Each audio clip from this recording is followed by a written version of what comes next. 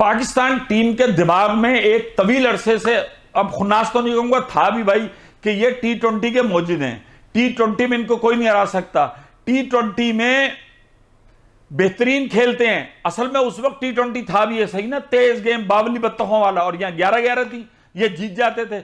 लेकिन आज देखो यार, सलाम है हार्दिक पांड्या को कि आईसीसी की T20 ऑलराउंडर रैंकिंग में वो नंबर 1 है, 222 पॉइंट। T20 वर्ल्ड कप में 144 रन बनाए, 11 विकेटें ली, और पहला भारतीय है जो T20 की आईसीसी रैंकिंग में नंबर 1 पोजीशन पे आया।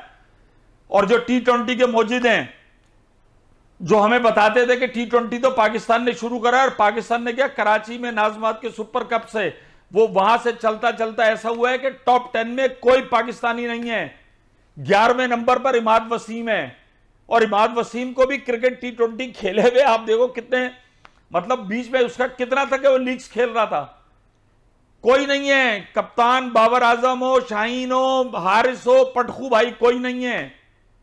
ये लम्हा फिक्रिया है, आप भले जो मर्जी कहते रहो, हम T20 कहते हैं। ये रैंकिंग्स वगैरह, ये भाई मैंने अब पहले भी कहा था, ये रैंकिंग ऐसे नहीं बनती। आज उनके एक आए, कल देखिएगा आपके कितने खिलाड़ी उनके आएंगे। सिस्टम बन गया है।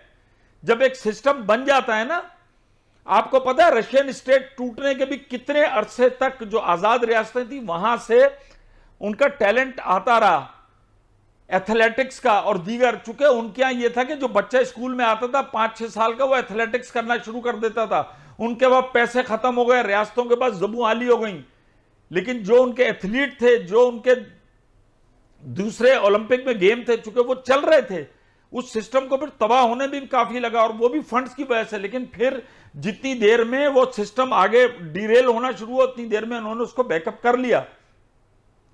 आपके पास सिस्टम ही नहीं, आप कहते रहे। आप उनकी एकेडमीज देखें इंडिया की, अब उनके खिलाड़ी आ रहे हैं ना, और सबसे ज्यादा क्रिटिसाइज हुआ पांड्या को।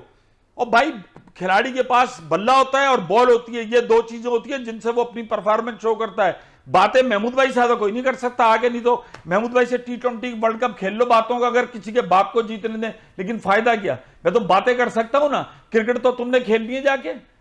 पांड्या को कितना पूरे आईपीएल में क्रिटिसाइज किया, उसका असर यह हुआ कि वो मुंबई इंडियंस आगे नहीं जा सकी। लेकिन उसको पता था, देखो उसने फाइनल के अंदर जो ओवर कराया और जो आपके वाले पटखों ने ओवर कराया, वो दोनों में फर्क देख लो ना, स्पीड उसकी ना उसकी, लेकिन बॉल की लाइन कंट्रोल सब कुछ।